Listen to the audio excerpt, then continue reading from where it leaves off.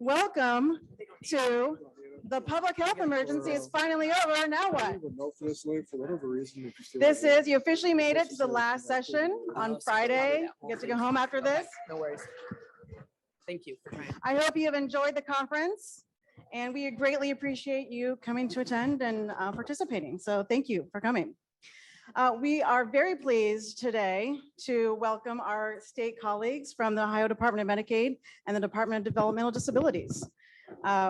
I will start with Jesse, who is responsible for leading the planning and administration of ODM's long-term services and supports program, which includes policy oversight of Medicaid, nursing facility, home and community-based services, and interagency programs. Jesse will collaborate with sister state agencies, a myriad of stakeholders and providers to develop or refine program policies and initiatives. Jesse comes from Indiana Division of Aging, where he was the deputy director for 5 years. Jesse completed his undergraduate degree at Indiana University, Bloomington, and went on to obtain a Juris Doctorate from Indiana University Robert H. McKinney School of Law. Thank you, Jesse, for being here. And we also have Allan Showalter, currently serves as the Deputy Director of the Division of Medicaid Development Administration at DODD. The division helps develop policies and manages operations related to Medicaid funded services for people with developmental disabilities. Sorry, you threw me off. Allan previously served as Director of Program Integrity at the Ohio Department of Medicaid, as legal counsel to DODD and ODM, and as an Assistant Attorney General for the state of Ohio. He received his Juris Doctorate from the Ohio State University, Moritz College of Law, and his BA from the University of Dayton. Please help me welcome Allan and Jesse.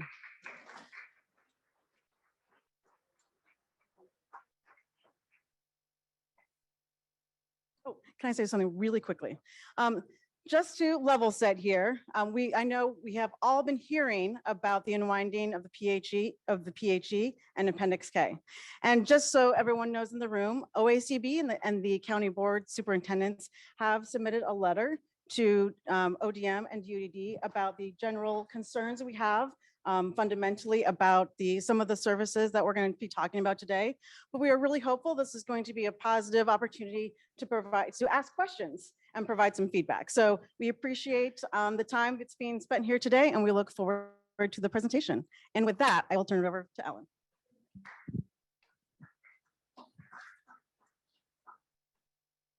Thank you, Monica. Please feel free to raise your hand, yell, or show me if you cannot hear. So thank you all for sticking around for the last presentation today. One day after the end of the public health emergency. Now we really do need to talk about what we're going to do as the unwinding occurs in the next 6 months. Just to give you a little plan for our presentation today, we're going to talk through a little bit about the process that we're going through right now and what we need to do with CMS. And we're going to talk through 2 main topics today, which I think will probably have most of your interest. That is first, the legally responsible individuals providing services after the Appendix K flexibilities expire, and how we are going to handle what has been billed as homemaker personal care on the same day as shared living for the last couple of years. With that, I'm going to turn it over to Jesse to start to talk through the process a little bit for you. Thank you all. Thank you, Allan, and thank you, Monica, and thanks for being here today and engaging in discussion. Thank you. I'm going to step over. Oh, now I can see the slides here. So, as to just give a little introduction, and we're going to start with the agenda. Just give a little introduction and background, some context. We're going to talk about the review process for Appendix K flexibilities. And we're going to then, as Allan mentioned, talk about legally responsible relatives and shared living. And then we're going to talk about some next steps too.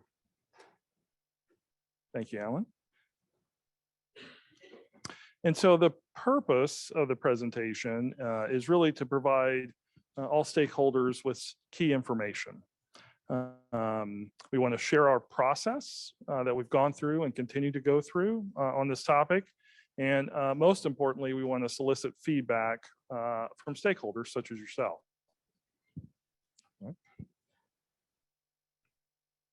So what is Appendix K? So many of you, I'm sure, already know this, but Appendix K is an amendment to the home and community-based waivers.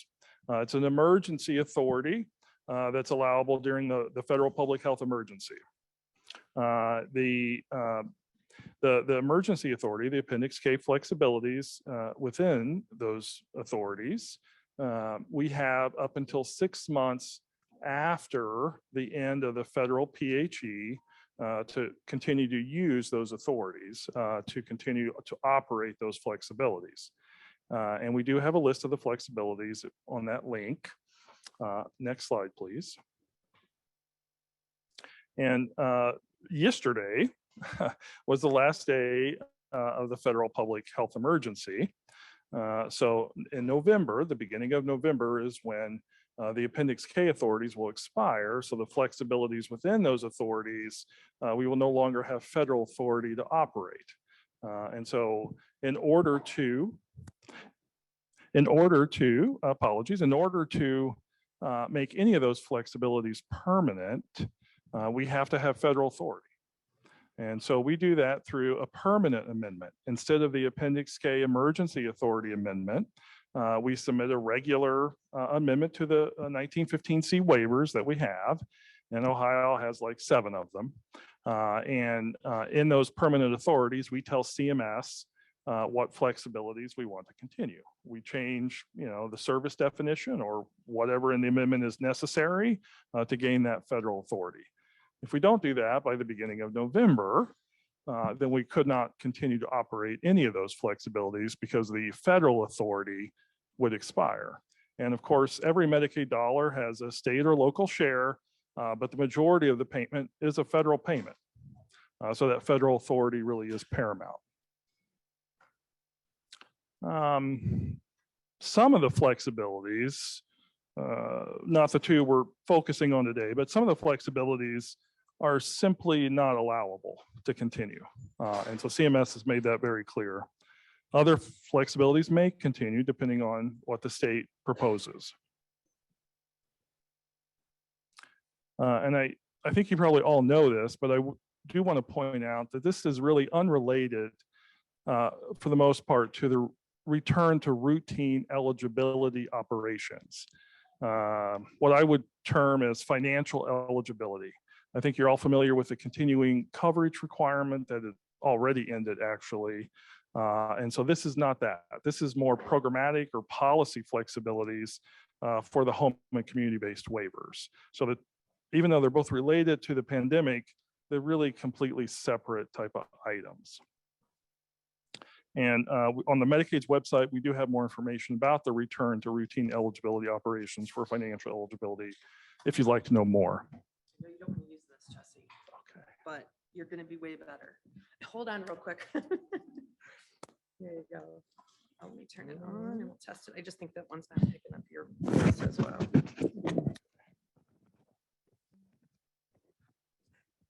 Is that better? Keep talking. Let's see. Testing. Testing, 1, 2, 3. But you don't normally hold it there. Let's see if it goes better. Okay, apologies for that. Next slide, please. Okay. And so what is the state? What are we doing in response to the expiration of these emergency authority flexibilities in the Appendix K? We are identifying which flexibility should continue. And we're planning for those that will expire, that we know will expire, we're planning for that transition. We're committed to continuing to receive and consider feedback throughout this process, especially from those consumers with lived experience. We do recognize the needs of all stakeholders, and we certainly pledge to align flexibilities as much as possible for all nursing facility and developmental disability-based level of care waivers. For the flexibilities that will end, again, we will develop and communicate transition plans to have a minimal impact on consumers. Next slide, please. So stakeholder engagement opportunities. We held several webinars over the last month and a half or so. We're doing events such as this, but there will also be formal public comment available through the permanent waiver amendments that I discussed. Should be in July. There'll be a formal public comment where each of you and anyone else will be able to make comments. Any Ohio Administrative Code updates, of course, also have their own formal comment process where anyone can make comments. And really throughout the pandemic and continuing through today, we have received all kinds of informal feedback around this process, and that will continue, and you're encouraged to give us that feedback too. Next slide, please.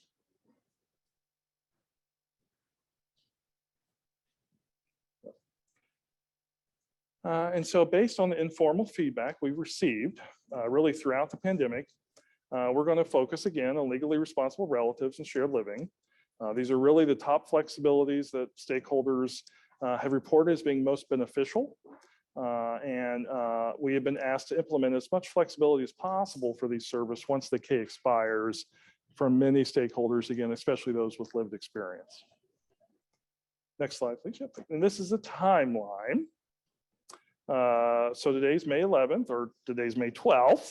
Yesterday's May 11th, the public health emergency ended. Hopeful to have some draft rules out by the end of May. Again, waiver amendment, public comment would be in July. We would submit a waiver amendment or amendments in August. Original file for rules by the end of August. Public hearing period between the end of September and the beginning of October.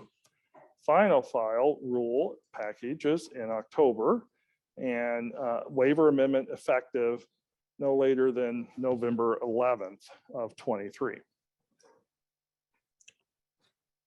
Next slide, please. Yeah. And okay, so to dig into legally responsible family members, next slide, please. So prior to the public health emergency, in general, there was not an allowance for legally responsible relatives to be direct care workers. During the public health emergency, the state of Ohio permitted payment for direct services rendered to minor children by family caregivers or legally responsible guardians who were employed by an agency. Next slide, please. And so our goals in developing this proposal is to ensure as much flexibility as possible in order to meet the needs of individuals enrolled in the waiver programs, compliance with CMS requirements to maintain waiver approval, and ensuring appropriate oversight for relatives working as direct care workers.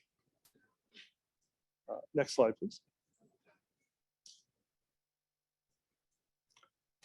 A parent or spouse of a minor child would be permitted to serve as a direct care worker through agency employment for the following services. On the Ohio Home Care Waiver, personal care and aid, waiver nursing, passport, personal care and waiver nursing, my care, personal care, waiver nursing, and then the individual options waiver, homemaker personal care and waiver nursing, and then the level 1 waiver, homemaker personal care. Next slide, please. A parent or minor child of a spouse would be permitted to serve as a direct care worker of participant-directed services paid through a fiscal management service or FMS vendor. For my care, the choices service, passport choices, the IO waiver, participant-directed homemaker personal care. For the self waiver, participant-directed homemaker personal care. For the level 1 waiver, participant-directed homemaker personal care. Next slide, please. Federal requirements for provider criteria and oversight mechanisms. So according to the CMS technical guide, which is available for all the HCBS waivers, a state may elect to make payment for personal care or similar services that are rendered by legally responsible individuals when such services are deemed extraordinary care, as long as the state specifies satisfactory criteria for authorizing those payments. Next slide, please. And so this is a quote again from the Home and Community-Based Technical Guide that CMS publishes. By extraordinary care, CMS means care exceeding the range of activities that a legally responsible individual would ordinarily perform in the household on behalf of a person without a disability or chronic illness of the same age, and which are necessary to assure the health and welfare of the participant and avoid institutionalization. And we had a question on one of the earlier webinars that I thought was illuminative.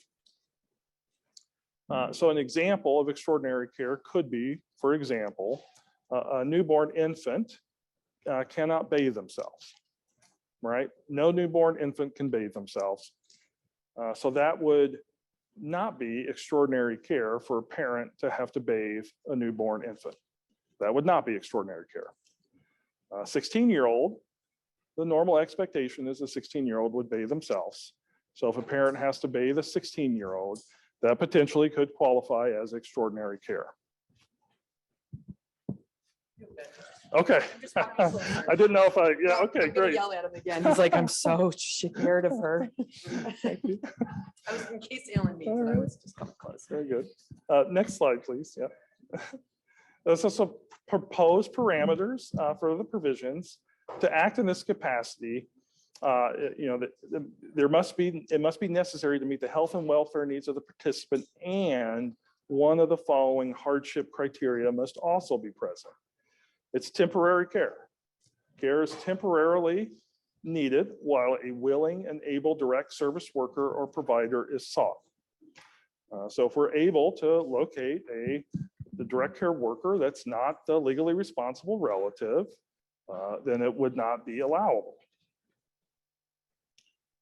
Or a significant change in work status. So the relative has experienced a significant change in work status as a result of meeting the needs of the individual. Could include resignation, change from full to part-time, and a leave of absence. Next slide, please. So some proposed limitations for these provisions. Provision is limited to 40 hours per week. Parents of minor children may only be paid to provide extraordinary care, of course. Assessment criteria currently in development. We're certainly glad to take input on what that should look like. Court-appointed guardianship would be prohibited except for a spouse or parent of an adult participant. And written probate court approval to serve as a paid service provider. And I actually think there are some exceptions to the DODD space that we still have to work through. But financial decision-making authority is prohibited except for a spouse or birth or adoptive parent of a participant. Next slide, please. So we are proposing to not allow a legally responsible relative there if they own the agency. That agency cannot be the provider. And it doesn't matter if they own the agency and they're providing care themselves, or if it's an employee of the agency. If the legally responsible relative owns the agency, it would not be permitted.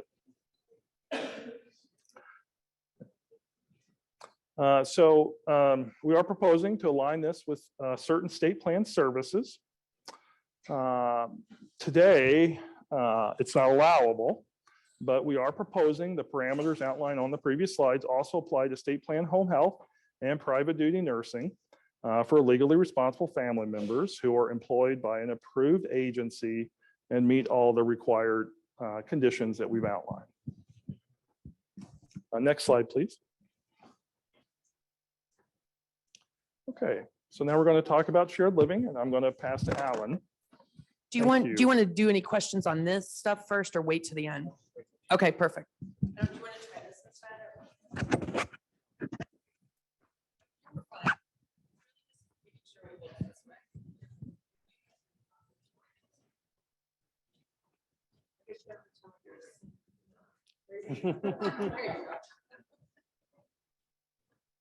Jesse, can you go to the next slide?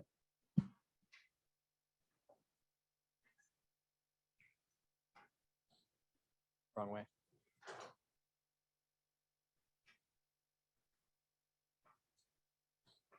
Okay. As you are probably fully aware, Ohio Shared Living is a service available to people using the individual options waiver here in Ohio. And it provides an option for adults with developmental disability to get the support they need while living with a family member or a caregiver. And those family members or caregivers are paid to provide hands-on care and supportive services, which include personal care, supervision, housekeeping, and helping to access community activities. And during the public health emergency, we made changes approved by CMS to allow shared living services to be billed on the same day as homemaker personal care or participant-directed homemaker personal care by different direct support professionals. And although CMS prohibits the duplication of services, the state received approval to allow HPC to be accessed for respite needs of certain relatives during the PHE. However, next slide.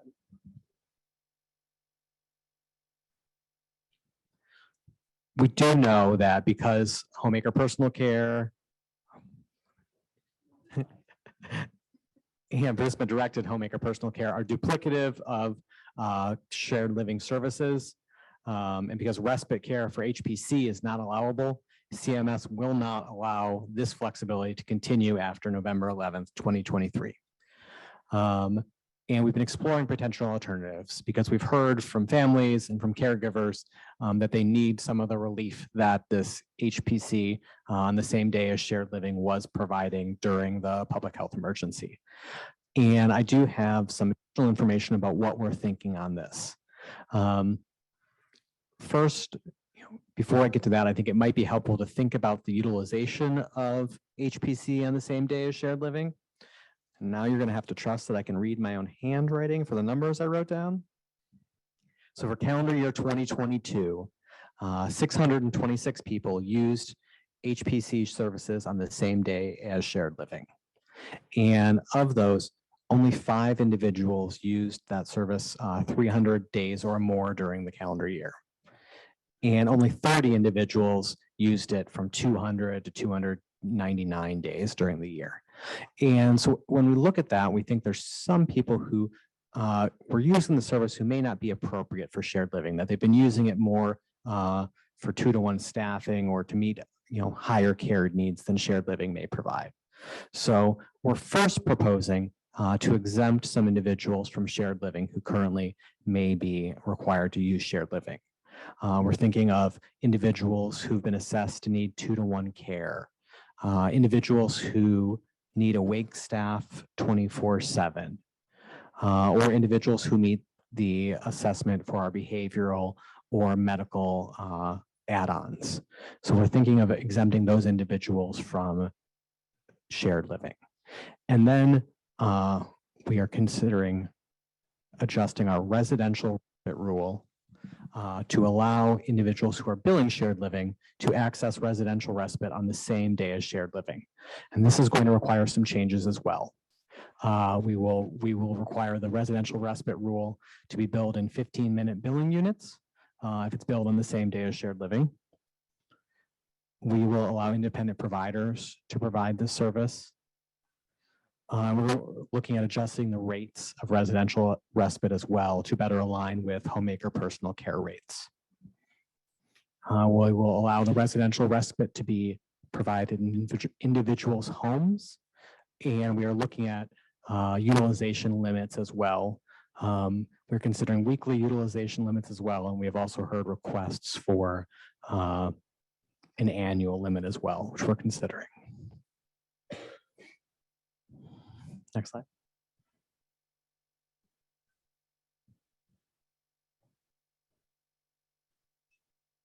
Thank you. Point at me.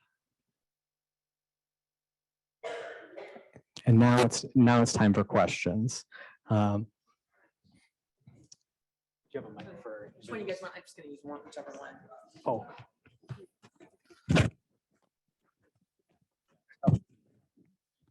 We have 2. We have the lavalier. No, that one, it's actually at the mic level that it's broke, not our mic, but the actual sound is broke. So, okay.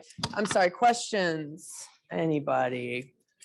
So we got the questions around parents of minors or questions around OSL and HPC. Come on, everybody. I know it's Friday. I'm sure you got them. Oh, it's Todd. He's a self-proclaimed recovering jerk. Yes, indeed. Thank you. Thank you for acknowledging that.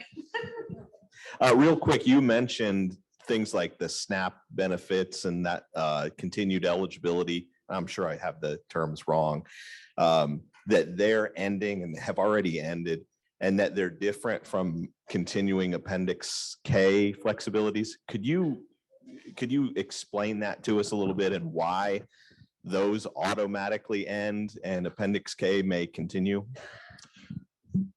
I think there's a couple of things to mention there. One, the waivers are one part of CMS. CMS is a very large organization, and the waivers operate under one set of rules, and much of kind of state plan operates under a different set of rules. So that's part of the answer, but also, Congress passed a bill, right? Congress passed a bill, the president signed it, that severed the continuing coverage requirement from the federal public health emergency. So politics is part of it too. But so that bill directed us to it ended the continuous coverage requirement. Now, I know enough about financial eligibility to be dangerous. It's not my area. It's really not what I do. I deal with waivers and some other policy type of programs like nursing facilities and such. But it's not, everyone is not getting, renewed at once, right? It's a whole calendar year. There's a whole process. Again, there's more information on the Medicaid website, but it is really separate from the Appendix K. The waiver rules, for whatever reason, they just allow those Appendix K authorities to continue for up to 6 months beyond the end of the federal PHE. And so since the federal PHE ended yesterday, we have 6 months basically from today to continue those flexibilities that operate under that federal authority. And so that's why we have to make permanent amendments to make sure we have federal authority in place for any flexibilities that we want to continue. We also have to have state authority. And so if the state admin rule doesn't give us authority, we have to update the Ohio Administrative Code too. And that really is a case-by-case basis. The different departments kind of handle that a little differently. For Medicaid, typically we already had the rule updated to match the Appendix K flexibility. So we may not need an administrative code for Medicaid to be updated to keep a flexibility, but we may have to update one if we end it. It just depends, if that makes sense. But yeah, I mean, the complicated web and matrix of CMS and Medicaid in the state, it's just different rules apply, and federal legislation is the answer. Yeah. Yeah, you're welcome. All right, we have another question over here. Okay, so you mentioned that parents of minor children being able to provide temporary services while they're looking for a provider.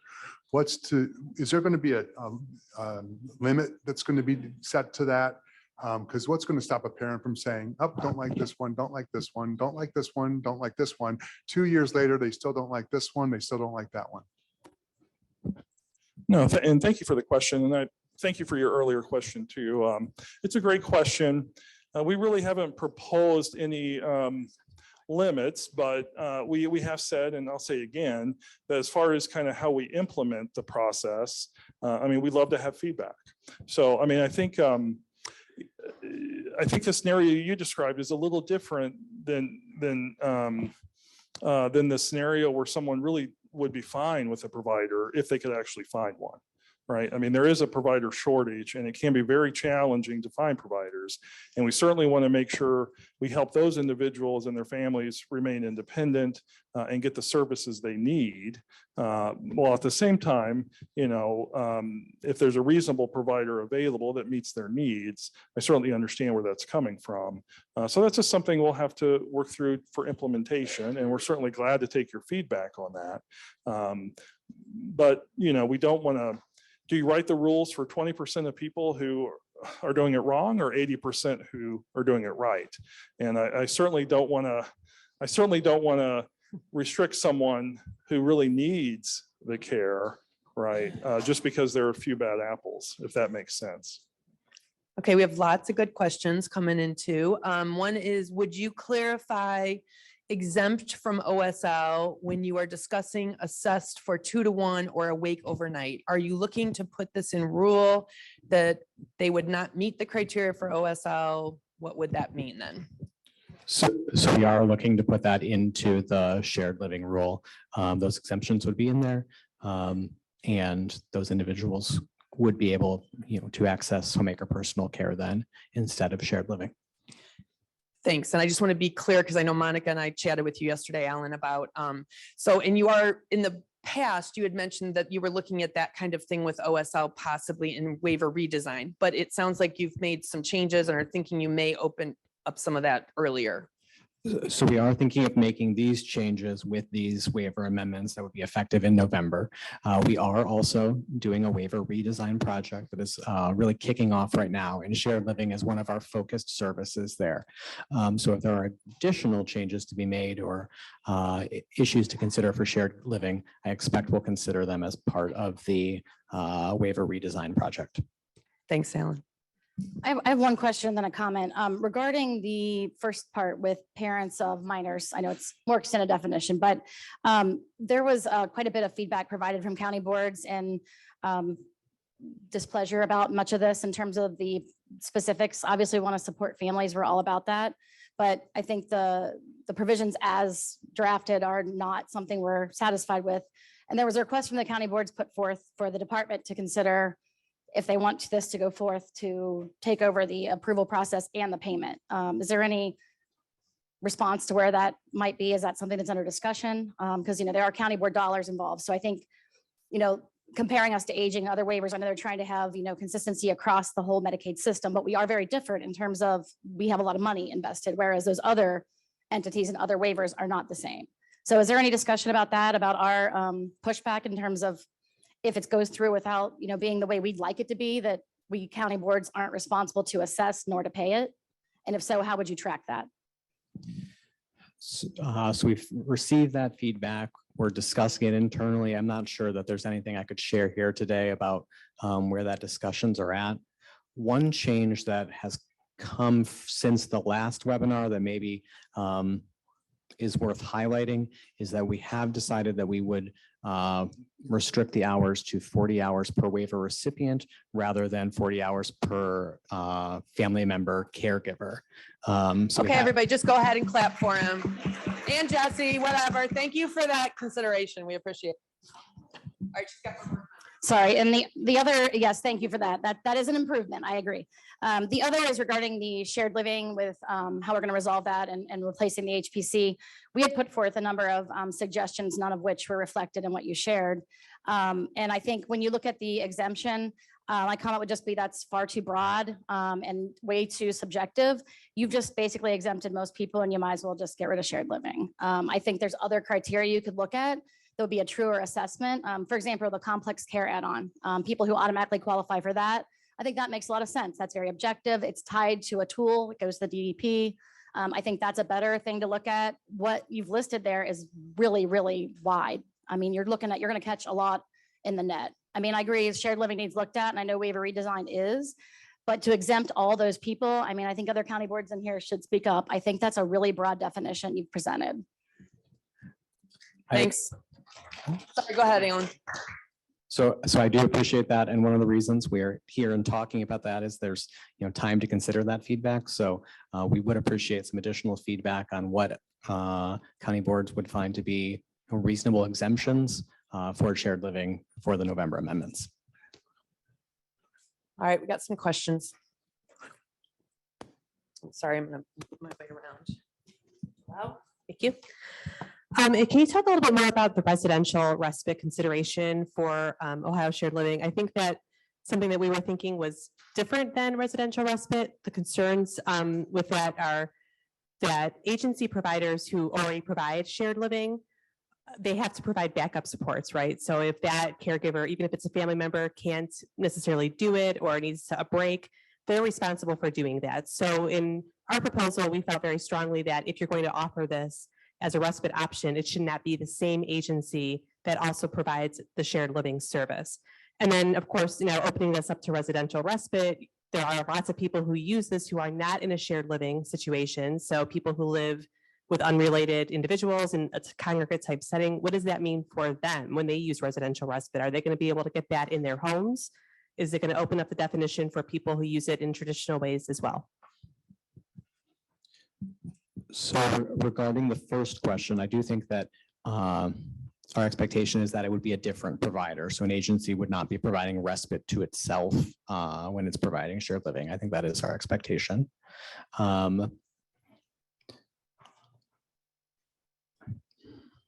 Could you say a little more about what your question about The other question I think was around, it's kind of how we were saying, like, how are you going to pull out the OSL and respite on the same day by unit versus that daily respite? Like, so would other people not receiving OSL be able to use a per unit billing of respite in addition to the 90 days that they can do at the daily rate? Does that make sense? Right.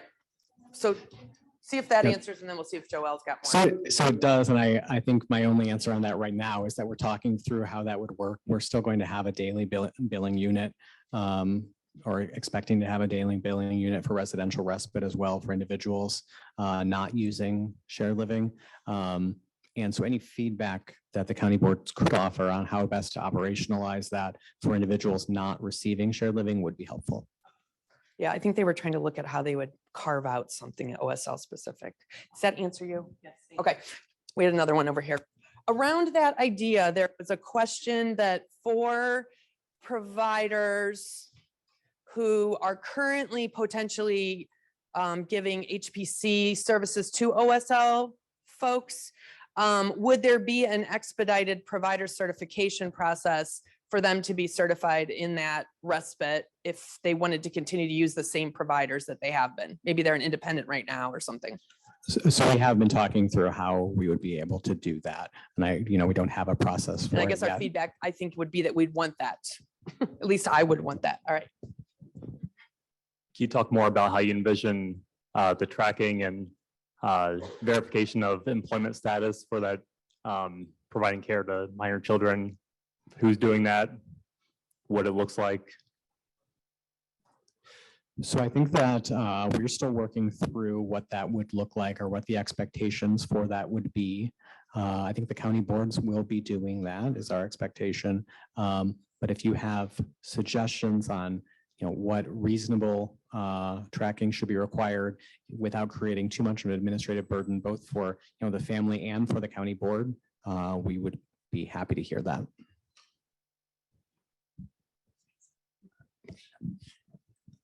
All right, we got a few more. Doing good. A quick one. I'm sorry if I missed it, but did you say you thought about caps for the respite service? Like what would be reasonable? The new respite. I call it the new respite. In the new respite services, would there be a cap? Yes, for OSL folks. So yeah, we are thinking about caps, and we were thinking about them while looking at the utilization of most users of HPC and shared living on the same day. And with removing the high outliers from that service, we found people were using an average of 12 units per week. And 12 units or 12 hours? 12 hours, I'm sorry. No worries. Those are different. 12 hours a week. And we're thinking of a limit somewhere in that range. And just to be clear, yes, that is a lot more than what the counties gave as an idea about that. Yeah. Okay, my question is, if you're the legally responsible parent for the child, do you actually have to be an employee of an agency, or is it going to be allowed for the agency to contract with you? What would be your opinion? My opinion is employee.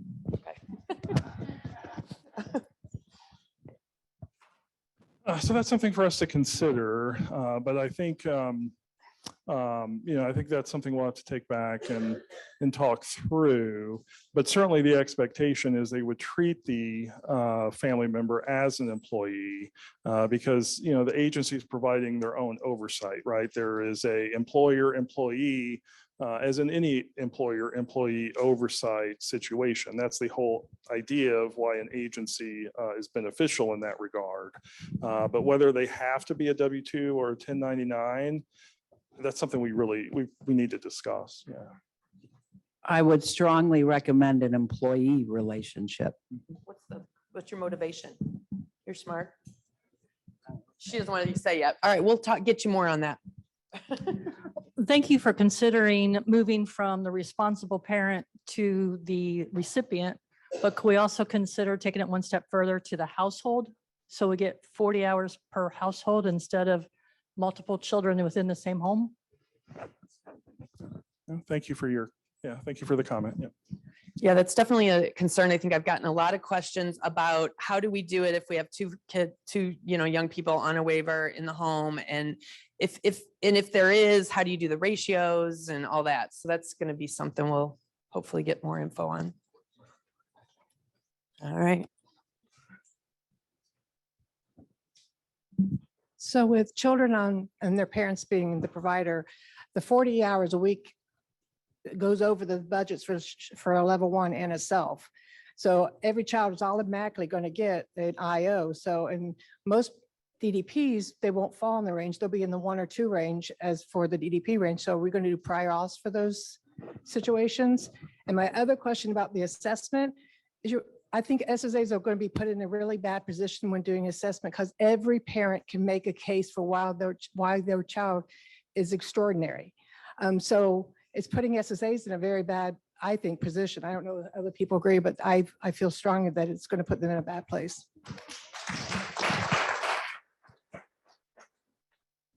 Well, thank you for the question. And I do want to say a couple things, and I might pass to Allan on this one too. But I would say that, with the allowance for 40 hours, we are not by any means saying that they should automatically get 40 hours, right? It still depends on the need of that child.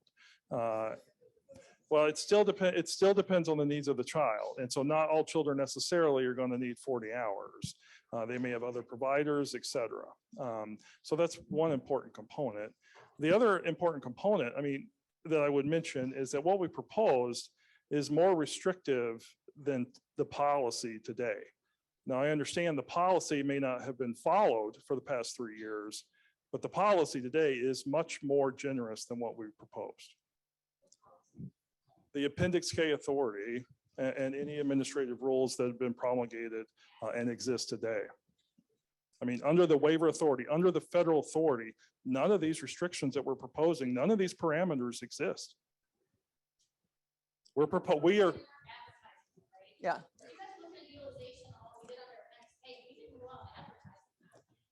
Well, I can tell you from talking to many consumers, they are aware. It took a while though. And I think the big thing that I've heard the feedback of is that it was temporary. And those first couple of years, we had no idea when it was going to end. It could end, I remember sitting waiting, is it going to end now? It's easy to look back and go, oh yeah, it was 3 years, but we didn't know. So people were very careful when we talked about this, that so that's my feedback, is that I do think the numbers are deceiving. I think that's pretty common, but. And that may be fair. I appreciate the comment there. Yeah. Right? The policy though is not deceiving. The policy is very clear today. Okay, so another question or feedback, maybe it would be more considered because it's a bit in the weeds, but we'll try to, would there be mileage for OSL providers? And we're not going to ask that. Carly, I'm not going to ask that question. All right, Appendix K was time limited. So the fact that the parameters didn't exist doesn't matter. It was ending. And I think that goes back to, that was just a comment, another comment similar to that one. Thank you. All right, another live question. I got Rita over here. Okay. Do you know how happy I am? I know people's names now. I've known Rita for 30 years. So Allan, this is going to be more for you. 2 questions around the respite. Are they taking any considerations to allow independent providers to do the in-home respite? Yes. Okay, so not just residential respite, looking at it would be informal respite. So But- we would change the requirement in residential respite to allow independent providers to Okay. provide residential respite. Okay, now the second part of that question is that, are you also looking at the rate structure for the daily rate? Because in reality, when you look at the HPC rate, you're talking providers getting 6 hours of pay for 24 hours. Yes. Well, are you talking about the daily rate for The residential? daily respite? rate for residential respite, I'm sorry. Yes. Okay.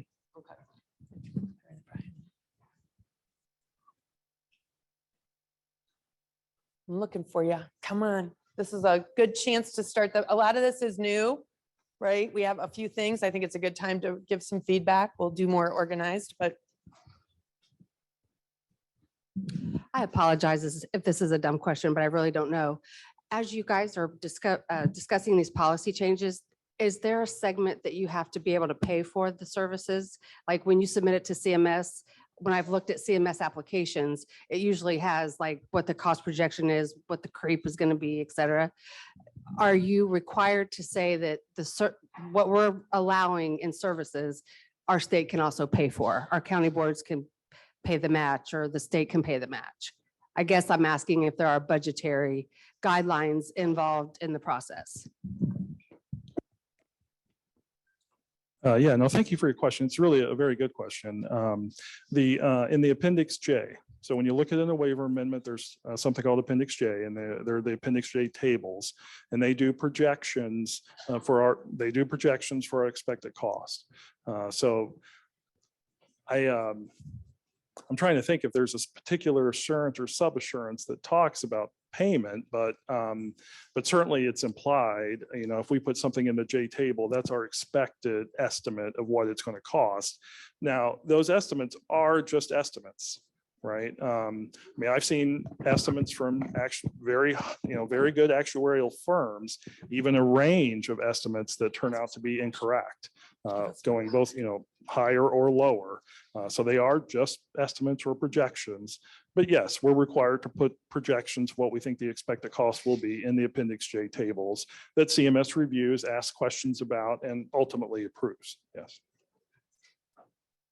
I'm thinking especially for the kids that don't have waivers now that are going to be asking for them because of the extraordinary care clause. Well, yeah, and I don't know if Allan wants to jump in on this one or not, but I do hear what you're saying. You're saying that families are not aware that this is an option today. That is certainly not, when I talk to families, I mean, that is not the message I have heard at all. The message when I've spoken to families is they are very aware. And if we don't come up with a process, even if it doesn't look exactly like what we proposed, if we don't come up with a process to allow some of that flexibility to continue, I mean, they are going to be quite upset. I mean, that's the experience I've had. That's the informal feedback we have received from consumers throughout the pandemic, that they want this particular flexibility to continue. yeah. Oh, sorry. I just got stuck in my own thoughts for a minute there.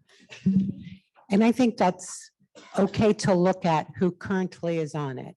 But if you open this up and make this a permanent service, many children and families that we support differently, they don't want people to come into their home. So you're going to have a large increase of people requesting the service because they're going to provide it. And they're going to resign from their job and they will stay in their home to do it. So that's what we're talking about, a huge increase. I don't want JAB agency to come into my home for my child. So if you're going to pay me to do it, pay me to do it. And thank you for the comment. I appreciate the question. I guess I would say a couple things. When you say open it up, it's just not factually accurate. What we've proposed is more restrictive than the policy today. Now, I understand a county may not have followed the policy as it exists today. They may have gone a different path.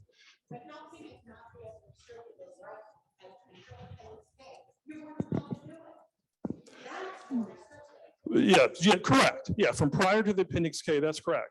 But by the end of the Appendix K period, 3.5 years, it's not correct, right? So it does depend on what your starting date is from when you're looking at it. The other thing I would mention is there's a couple other things I would mention.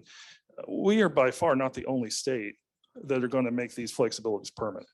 I mean, there's certainly a national trend to allow legally responsible relatives, parents of minor children, to be able to be a direct care worker. We are by far not alone at all.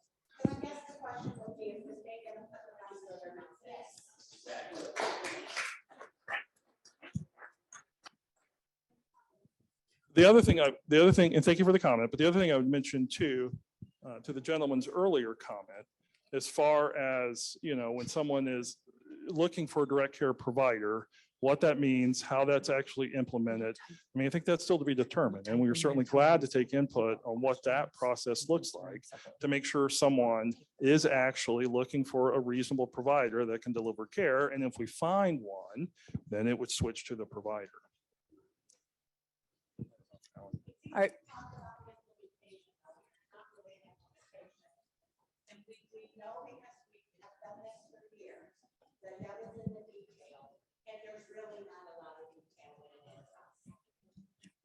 Yeah. Thank you for the comment. Yeah.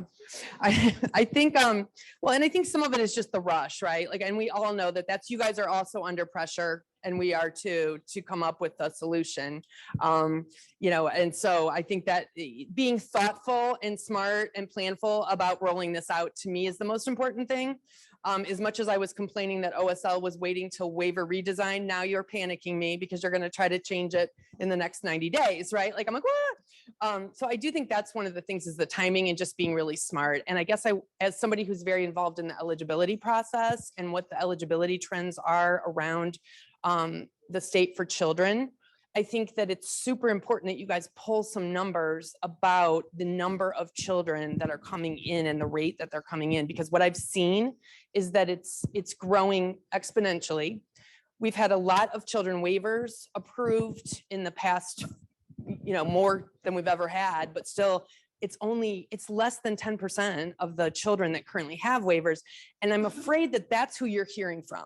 You're hearing from the children's families who already have waivers. And sure, I hope they did know it was an opportunity during Appendix K, because it was an opportunity and it was needed. It was super important. But what we're worried about is the 90% of those kids who we are doing everything we can to support them in their communities, their schools, all those places, and not have them be relying on a waiver or get kind of sucked into that world. And that's who I'm worried about, the 90% of kids that might not really have used a waiver if it wasn't for the fact that now their parents have to choose between, do I go out of my house, work at McDonald's for $15 an hour, have to deal with daycare, have to deal with all that stuff. And then, or I could be home and make $15 an hour to be with my child. They're good parents. They're going to be like, I'm just going to stay home. And then what do we do? How do we ever get them out? Because now we're telling them you'll have to quit your job if you want to spend more time with them.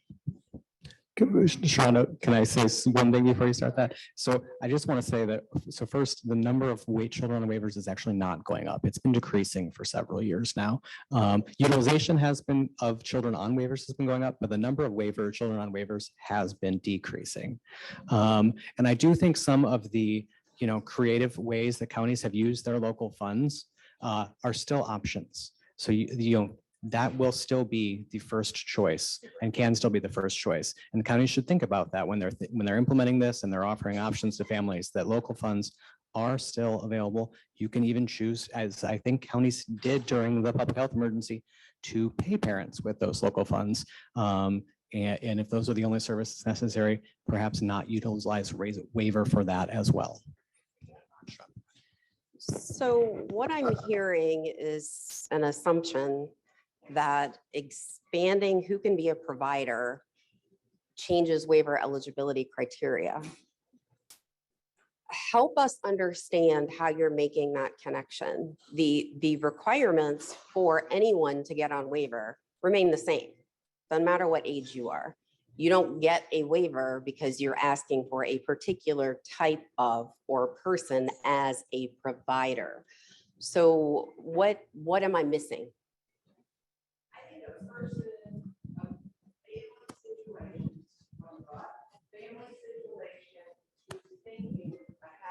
I have this child at home who has waiver eligible kind of needs and care, but I am not putting a stranger in with my child. Okay, so that changes that family's perspective of it, because now I really do need that. My child needs that care. And I can say no provider, no provider, no provider, or we all know there's no DSPs anyway. So I could stay home and be paid. I think that's one equation that changes a lot. Well, and our eligibility process is very close to level of care. Most of our folks can meet level of care for a waiver. It's very much aligned. I mean, there's only a few different things. But that's not, the goal is not to enroll every person in our services on a waiver. So that's the difference, is that if there is, when they realize right now, the main reason why kids might want waivers, because there's not providers, is for home mods, for, assistive tech, that kind of stuff. And I want them to keep using those things because those are amazing and they help people become more independent usually. I'm not sure that having your parent paid to care for you is actually going to help people become more independent. And I don't want it to replace some of those other services. Oh, I did. And the other thing that we're talking about, it's not necessary once a child is enrolled on a waiver, the changes. What we're also talking about is the burden of now every person asking for waiting list assessments, and we're getting them now. And the reason is because I was told I could be paid and I need that.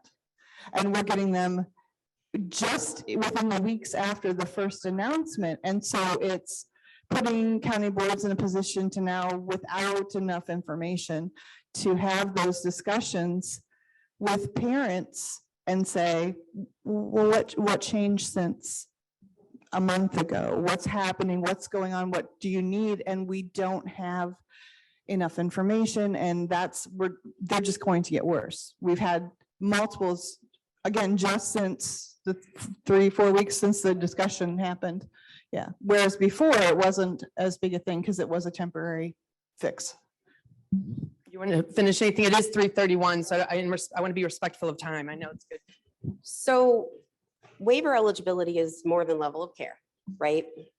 What I hear is needs can be met in the community. If you have levy services available, needs can be met in the community. They can refuse it, but you still have that eligibility criteria. So again, I'm not connecting those dots. Extraordinary care. Now you can incentivize them to change it. And not everyone, we know that. We know we're talking about a small portion, but it is a concern because it can be such a massive change. You're relying on a parent to report. That's how we assess. We aren't, right?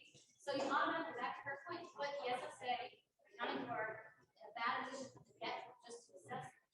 We're worried that they're relying on them to report. Now you can incentivize them to report it in the worst case scenario to get to their end goal. That's the concern. Okay. I appreciate it. Yeah, and I think that is you guys know, we don't know what the extraordinary care assessment is going to look like. And I don't know, I looked at other states too. Lots of states have been doing this and they are going to continue. But it's just fast and we don't have all the details, which I think somebody mentioned back there. So, pardon? And we didn't expect it. Yeah. So anyways, okay. Do you guys have any parting words? Because it's 3:30 and I don't want you to feel, say goodbye and thank you. It'll be amazing. So I will just say thank you all for sharing your thoughts, sharing your concerns. We look forward to considering them and, continuing to hear the feedback as we're trying to make this work. So enjoy your weekends.